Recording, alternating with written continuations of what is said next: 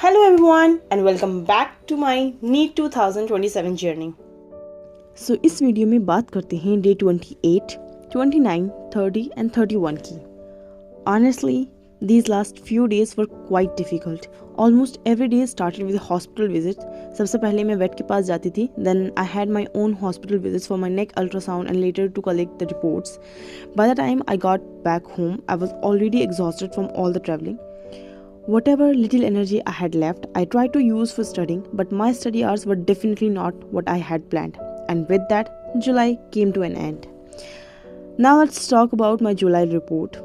This was my target for July. If I am being completely honest, I could only complete work energy power and gravitation. That means I couldn't even achieve 20% of my monthly target. I think there were two major reason. सबसे पहला तो कि ये target ही बहुत unrealistic था and the second one कि मैं ही बहुत इनकन्सिस्टेंट थी और बीच में नीट का रिजल्ट, कॉलेज का रिजल्ट, मेरी हेल्थ इश्यूज, मेरी कैट की health, all this things affected me in one way और another. Obviously, they explained what happened, but they don't change the result. So instead of feeling guilty about July, I'm choosing to learn from it. Now let's talk about August. This month I have planned things a little differently. मेरे अगस्त के दो main targets हैं. पहला कि जो chapter मैं कर चुकी हूँ मैं उनको रिवाइज कर लूँ और दूसरा कि जो मेरा करंट सिलेबस है उनके मैं लेक्चर्स कंप्लीट कर लूँ जिसमें मेरे कुछ न्यू चैप्टर्स होंगे और कुछ मेरे वीक चैप्टर्स होंगे.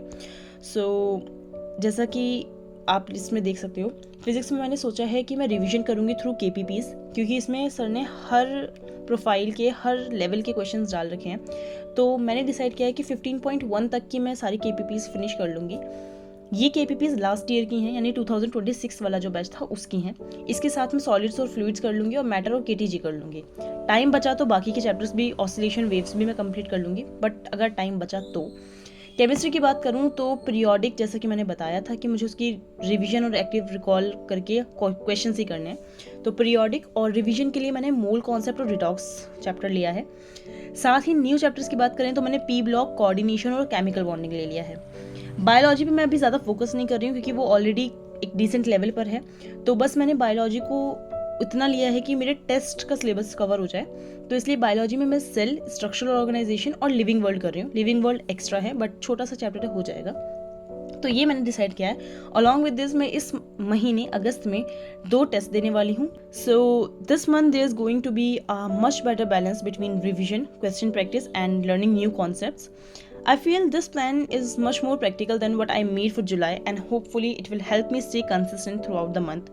और जैसा कि मैंने अपनी प्रीवियस वीडियो में डिस्कस किया था that I also started a 21 days consistency challenge and the purpose of this challenge is not to study कि दिन में 15-16 घंटे पढ़ो रोज़. The goal is simply कि तुम हर दिन पढ़ाई करो, अपना रूटीन फॉलो करो और हर दिन से बेहतर बनो, एक कंसिस्टेंसी हमारे रूटीन में आ जाए. I know consistency is something I have struggled with and that's exactly what I want to improve this month.